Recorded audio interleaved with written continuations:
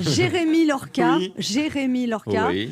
Qu'est-ce qui se passe? Ah bah alors déjà Anne, je voulais te remercier parce que Non, grâce on à vous voit. Ah, alors déjà Anne, je voulais vous remercier parce que grâce à vous, on a tous acquis une petite notoriété. Hein, la dernière fois, il y a une dame du public qui m'a demandé de lui dédicacer une gaine et ça fait plaisir. Non, alors c'est vrai que dans le métier, comme on travaille avec vous, les gens commencent un tout petit peu à nous connaître et vendredi, il m'arrivait un truc de fou. Vous savez les amis, avant de faire de l'humour, je m'en cache pas, j'ai fait beaucoup de publicité pour gagner ma vie et j'ai arrêté parce que je trouvais pas ça classe de faire des pubs pour de la maillot alors que j'étais sur Europe 1 avec Anne Romanoff et que je voulais faire du cinéma d'auteur. Je voulais être cohérent. Sauf que vendredi, on m'appelle pour un casting, on me dit il y a 2 jours de tournage en Espagne, c'est payé 7 000 €. Bon bah fuck le cinéma d'auteur. Et les principes, je me dis bah ok je cours. Et là on m'annonce un truc incroyable, on m'explique que c'est moi la référence. En fait quand il y a des créatifs qui font un casting pub, en général ils donnent un brief. Par exemple profil Jean Dujardin, profil Audrey Lamy. Et bah là c'était profil Jérémy Lorca. Vous réalisez pas mais mon ego était regonflé pour 30 ans. Et là ils me disent le casting c'est samedi 11h. Moi je réponds bah j'ai pas besoin d'y aller, ils m'ont trouvé puisque c'est moi le rôle. Ah si c'est juste pour qu'ils te rendent compte, pour qu'ils voient comment tu parles, comment tu bouges, etc. Donc c'est humiliant mais je me rends au casting pour être moi-même. Et j'ai eu la réponse hier, j'ai pas été pris.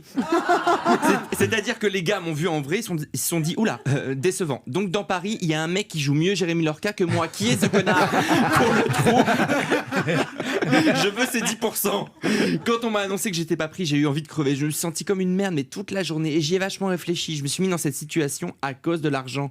Et c'est vrai que c'est l'argent qui régit tout, hein, parce que malheureusement, on peut pas payer les gens en bisous. Et en même temps, quand je vois la tête de mon épicier, tant mieux. Il y a des herpès qui se perdent. Alors, l'argent, ça crée les inégalités et ça amène les gens à faire n'importe quoi. Ce week-end, les internautes se sont révoltés parce qu'il y a un petit garçon de 6 ans qui s'appelle Tilian qui va se faire opérer parce qu'il souffre d'une maladie qui l'empêche de marcher. Donc, ses parents ont lancé une cagnotte sur Internet pour financer ces opérations qui coûtent très cher. Et il y a un supermarché qui a aussi installé une tirelire à la caisse pour que les gens puissent participer. Et quelqu'un, par amour de l'argent ou par besoin, a volé cette tirelire. Ça a été filmé, la vidéo a été vue 1 million de fois, les gens ont été scandalisés. Et samedi soir, dans On n'est pas couché, Marlène Schiappa a été interrogée sur une autre cagnotte, celle qui avait été lancée pour Christophe Deutinger. Vous savez, l'ex-boxeur gilet jaune qui avait frappé un policier. Il faut savoir que c'est une cagnotte qui a récolté 116 000 € en 24 heures. C'était un record. Marlène Schiappa a expliqué qu'il y avait un message à en tirer, c'est que les Français en ont ras-le-bol de payer des redevances, des taxes, des impôts, mais qui sont encore capables de se mobiliser et d'être solidaires. Du coup, je suis allé voir la cagnotte de Tilian, qui a besoin de 50 000 € et on est loin de les avoir atteints. Alors moi j'étais choqué, je me suis dit mais c'est dégueulasse, on récompense plus un gars qui frappe un policier qu'un petit qui a besoin de ça. Alors je sais que je sais bien qu'il y avait un message de révolte derrière tout ça. Mais le même week-end, on a aussi appris que depuis sa mort, Johnny a rapporté 7 millions € à ses héritiers. Bon, on sait toujours pas qui va hériter, mais quand même.